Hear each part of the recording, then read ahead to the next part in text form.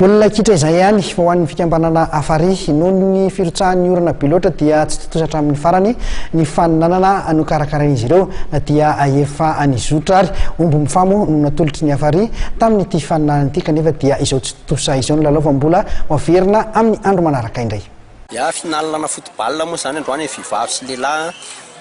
vehivavy azo lazaina hoe vita amin'ny ampahany ihany satria nilatsaka be tapaka ny orana. Dia lehilahy moa zany voatery hemitra amin'ny herin'ny androany mihitsy coupe Mbofa izay tena lazaina hoe tena Mbofa no tolotra fanolorana andreo ekipa tsirairay avy izay fampandrosoana indrindrandrindra fampirobobona ny baolina kitra io satria hitantsika zany fa niendanja tato ato ny baolina kitra tokony hatsapan'izay ny rehetra fa io moa le ety amin'ny kitra fokontany no tena ahitana an'io sy le kitra eny dia ny Afary malagasy manao an'izay dia hitantsika amin'izao le kianja hoe tsy azo ilalaovana intsony dia nanapa-kevitra ny rehetra hoe ahemitra amin'ny herin'ny androany dia ho ahembritsika amin'ny herin'ny androany le izy. Aorianan'ity coupe omby ity dia inona ny hetsika mety ataon'ny Afary ao anatin'izay fampandrosoana ny baolina kitra?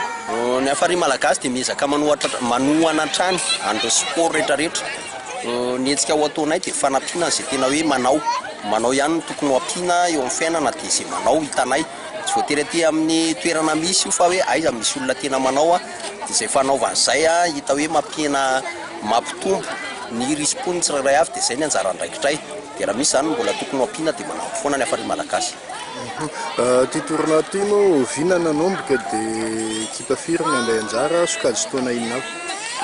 Ny tournoi zany eo amin'ny 3 volana teo eo zay dia misy ny senior, minime, benjamin, ny rehetra zany sokajy rehetra dia misy hatramina vétéran fa ny zana ihany koa ny anatsaran'izay rehetrarehetra zay dia nitanjona dia hoe ahoana ny amezana fahafaham-pony rehetra mba hananana izay coupe lehibe izay dia omby aloha zany hatreto no gamma indrindra na ny lehibe indrindra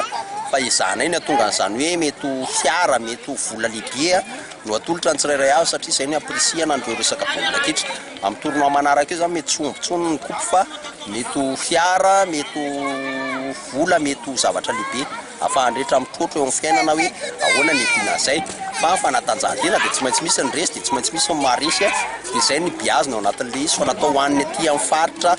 manodidina rehetra sy ny malagasy rehetra le izy dia afaka mandray anjara foana izay tia handray anjara amin'ity football ity.